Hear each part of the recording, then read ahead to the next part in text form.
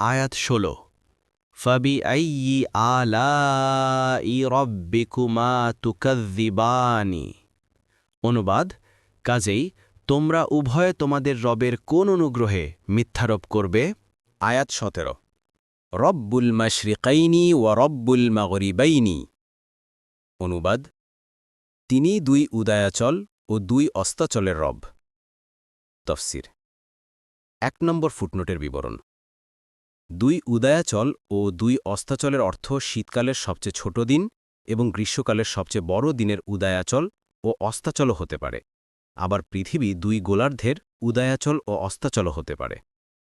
শীত মৌসুমের সর্বাপেক্ষা ছোট দিনে সূর্য অত্যন্ত সংকীর্ণ একটি কোণ সৃষ্টি করে উদয় হয় এবং অস্ত যায়।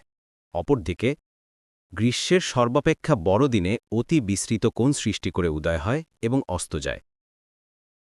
প্রতিদিন এ দুই উভয় কোণের মাঝে সূর্যোদয় ও সূর্যাস্তের স্থান পরিবর্তিত হতে থাকে। এ কারণেই কুরআনের অন্য এক স্থানে বলা হয়েছে, ফালা উকসিমু বিরব্বিল মাশারিকি ওয়াল মাগারিবি ইন্না লাকাদিরুন। সূরা আল মাআরিজ ৪০ নং আয়াত। অনুরূপভাবে পৃথিবীর এক গোলার্ধে যখন সূর্য উদয় হয়, ঠিক সে সময় অন্য গোলার্ধে তা অস্ত যায়। এভাবেও পৃথিবীর দুই উদয়াচল ও অস্তাচল হয়ে যায়। ইবনে কাসির এবং তাহরির ওয়াত্তানবীর থেকে। আয়াত ১৮ ফাবিআইয়ি আলাই রব্বিকুমা তুকাযযিবান। অনুবাদ, কাজেই তোমরা উভয় তোমাদের রবের কোন অনুগ্রহে মিথ্যারোপ করবে? আয়াত ১৯ মারজাল বাহরাইনি ইয়ালতাকিয়ানি। অনুবাদ, তিনি প্রবাহিত করেন দুই সমুদ্র যারা পরস্পর মিলিত হয়। আয়াত ২০ বাইনাহুমা বারযাখুল্লা ইয়াবগিয়ানি। অনুবাদ, কিন্তু তাদের উভয়ের মধ্যে রয়েছে এক অন্তরাল যা তারা অতিক্রম করতে পারে না। ১ নম্বর ফুটনোটের বিবরণ। মারজ এর আবিধানিক অর্থ স্বাধীন ও মুক্ত ছেড়ে দেয়া। বাহরাইন বলে মিঠা ও লোনা দুই দরিয়া বোঝানো হয়েছে। আল্লাহ তাআলা পৃথিবীতে উভয় প্রকার দরিয়া সৃষ্টি করেছেন। কোনো কোনো স্থানে উভয় দরিয়া একত্রে মিলিত হয়ে যায়, যার নজির পৃথিবীর বিভিন্ন ভূখণ্ডে পরিদৃষ্ট হয়।